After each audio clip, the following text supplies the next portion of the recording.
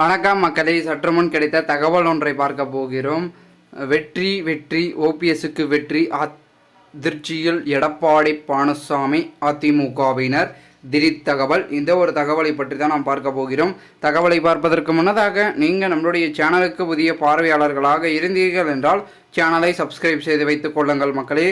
தற்பொழுதை பொறுத்த வரைக்கும் அதிமுக என்ற ஒரு கட்சி தற்பொழுது என்ன நிலையில் இருக்கிறது என்றால், வெற்றி என்று கிடைக்காமல் அவ்வப்பெயர்களும் பின்னணைவுகளும் ஆகி மிகவும் ஒரு மோசமான நிலையை அதிமுக சென்றடைந்து விட்டது என்று பார்க்கப்படுகிறது. அதற்கு காரணம் யார் அப்படின்னு கேட்டிங்கன்னா, மோதல்கள் தாங்க. ஓகேங்களா?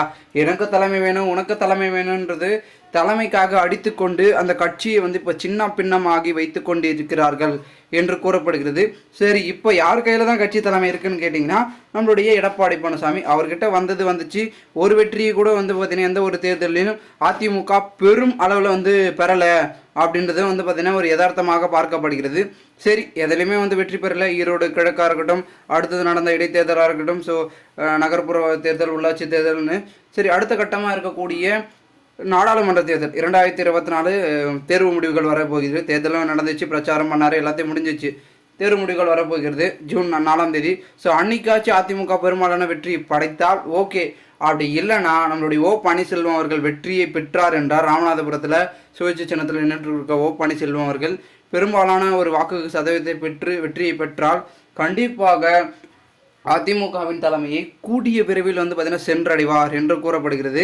அப்படி அதிமுகவின் தலைமை பார்த்தீங்கன்னா அவர் சென்றுட்டார், கண்டிப்பாக பெரும்பாலான வாக்குகளை தட்டி தூக்கி ஆதரவு பெருகி விடுவார்.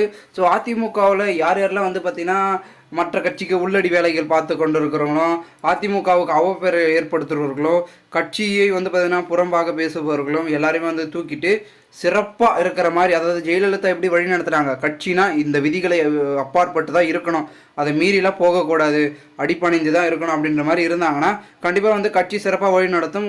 அடுத்தடுத்து பார்த்தீங்கன்னா பெரும்பாலான பார்த்தீங்கன்னா ஒரு ஆதரவு என்பது பொதுமக்களிடையே ஏற்படும். ஸோ அப்படி இல்லாமல் அப்படி இப்படின்னு நான் தான் அப்படின்னு சொல்லிட்டு எல்லாருமே முன்னுக்கு வந்துட்டு இருந்தார், அப்புறம் கட்சி பின்னுக்கு போய்விடும், ஒன்றும் செய்ய முடியாது. ஸோ இந்த ஒரு சூழலில் ஆளுமை என்பது சரியாக அதிமுகவில் இல்லை, அதனாலே கட்சி பின்னணியை நோக்கி சென்று விட்டது. அதை நமக்கு சாதகமாக பயன்படுத்தி திராவிட முன்னேற்ற கழகம் ஆட்சியை பெற்று தற்பொழுது தமிழகத்தின் ஆளுமையில் இருந்து கொண்டிருக்கிறது என்ற பேச்சுக்கள் தான் இருக்கிறது. அதனை தற்பொழுது தட்டி தூக்கும் வகையில் நம்மளுடைய ஓ பன்னீர்செல்வம் வெற்றி வெற்றி என்ற ஒரு வாசகத்தின் போலே அவருடைய வெற்றி இருந்தால் கண்டிப்பாக பெரும்பாலான ஆதரவு என்பது கிடைக்கும் அப்படின்றத உறுதிப்பட சொல்லிட்டு இருக்காங்க. ஸோ என்ன நடக்கிறது, என்ன மாதிரியான விஷயங்கள் என்பதை நம்ம பொறுத்திருந்து அனைத்தையும் பார்த்தால் தான் நமக்கு அனைத்தும் தெரியப்படும். ஏன்னா தேர்தல் முடிவுகள் என்பது ஜூன் 4ஆம் தேதி கிட்டத்தட்ட இன்னும் ஒரு 20 நாட்கள் கிட்ட இருக்கிறது. அந்த ஒரு நாட்களை கடந்து சென்றால்தான் வாக்கு சதவீதம், வாக்கு எண்ணிக்கை அதிமுகவில் பெரும்பாலான ஒரு தொகுதிகளில் பார்த்தீங்கன்னா அடைகிறதா, வெற்றியை பெறுகிறதா அப்படின்றத பார்க்கணும், பொறுத்திருந்து பார்க்கலாம். மேலும் இதுபோன்று நீங்கள் அரசியல் சாதனைகள் தினசரி தெரிந்து கொள்ள சேனலை சப்ஸ்கிரைப் பண்ணுங்கள். நன்றி, வணக்கம்.